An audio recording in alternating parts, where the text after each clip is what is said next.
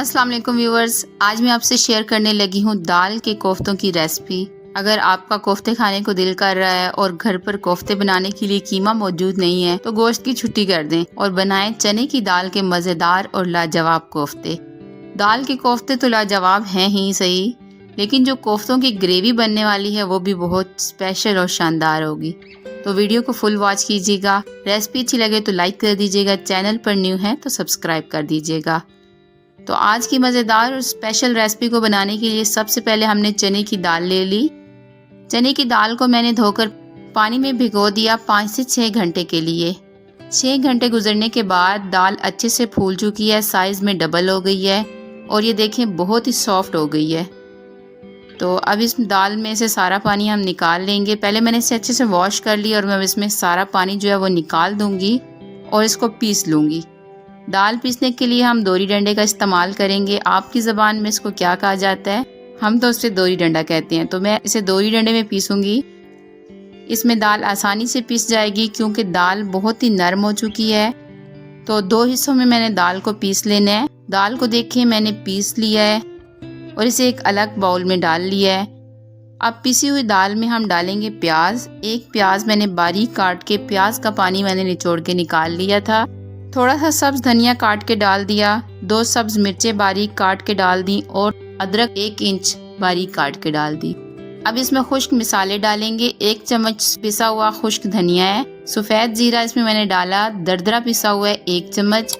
हल्दी आधी छोटी चम्मच है। कुटी सुर्ख मिर्च आधी छोटी चम्मच डाली। नमक 1 छोटी चम्मच डाला। गरम मसाला आधी छोटी चम्मच डाल दिया। अब तमाम चीज़ों को हम हाथों से अच्छे से मिक्स कर लेंगे। अच्छे से मिक्स करेंगे तो दाल की एक डो सी बन जाएगी। अच्छे से मिक्स करने के बाद हम इसके छोटे छोटे कोफ्ते बना लेंगे।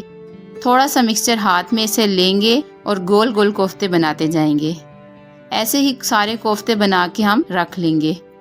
कोफ्ते मैंने सारे बना लिए हैं, इनको साइड पे रख लेंगे और पहले हम ग्रेवी तैयार कर लेते हैं कोफ्तों के लिए। ग्रेवी बनाने के लिए पहले कढ़ाई में 1 से 2 चम्मच ऑयल के डालेंगे और ऑयल में प्याज 2 अदद बारीक काट के हम डाल देंगे। लहसुन के 6 से 7 जवे और अदरक 1 इंच छोटे पीसेस में काट के डाल देंगे। इन तमाम चीज़ों को हल्का सा फ्राई करके सॉफ्ट कर लेंगे। फिर इसमें टमाटर डाल देंगे। 3 टमाटर मैं बड़े बड़े क्यूब में काट के डाल रही हूँ। इनको भी 1 मिनट के लिए फ्राई करेंगे। साथ ही मैंने 2 सब्ज मिर्चें भी डाल दी हैं। हल्का सा फ्राई करने के बाद चूल्हे को बंद कर देंगे और इन सब चीज़ों को मिक्सी के जार में डाल लेंगे। सारी चीज़ें मिक्सी के जार में डाल ली हैं मैंने। अब इनको अच्छे से ग्राइंड करके एक अच्छा सा पेस्ट तैयार कर लेंगे। फिर उसी कढ़ाई में हम आधा कप ऑयल डालेंगे और फिर ऑयल में 1 तेज़पत्ता, सफ़ेद जीरा 1 चम्मच, लौंग 4 से 5 अदद, 2 छोटी गोल सुर्ख मिर्चें हम डाल देंगे। ये साबुत मसाले ऑयल में डाल के हल्का सा फ्राई कर लेंगे और प्याज़ों का जो पेस्ट बनाया था वो ऐड कर देंगे हम इसमें। हल्का सा पेस्ट को फ्राई करके इसमें कुछ स्पाइसेस ऐड कर देंगे। आधी चम्मच मैं इसमें हल्दी की डाल रही हूँ। नमक आधी छोटी चम्मच डाल दी।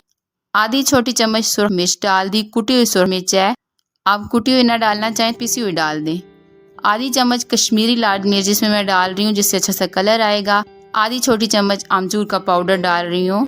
अच्छे से तमाम मसालों को मिक्स करेंगे प्याज़ों के पेस्ट में और फ्राई कर लेंगे। अगर आमचूर का पाउडर ना हो तो आप नींबू का रस भी ऐड कर सकती हैं इसमें।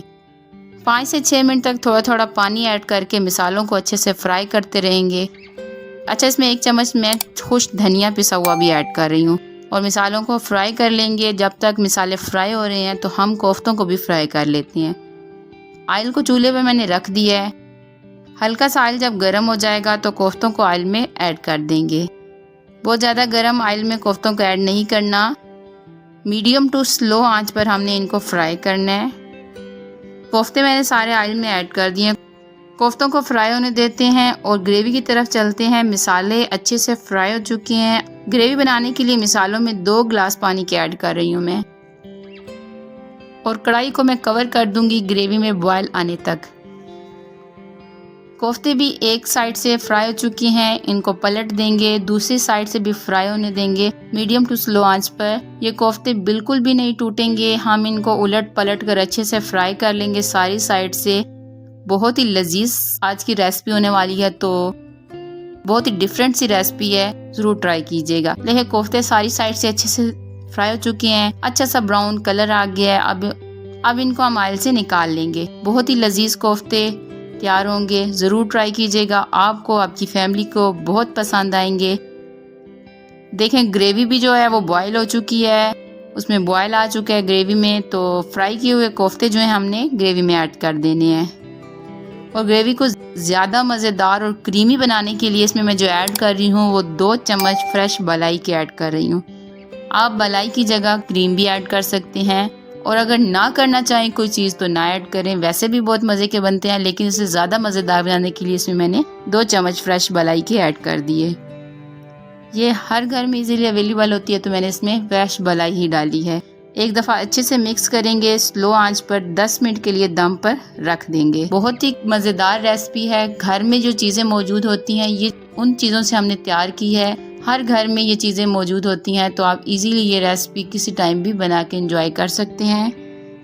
10 मिनट हो चुके हैं, मज़ेदार कोफ्ते भी बन के तैयार हो गए हैं। अब इन पर थोड़ी सी खुश्क कसूरी मेथी मैं ऐड कर रही हूँ और थोड़ा सा गरम मसाला डाल दूंगी और कवर कर देंगे। और 2 से 3 मिनट के बाद हम इनको सर्व करेंगे।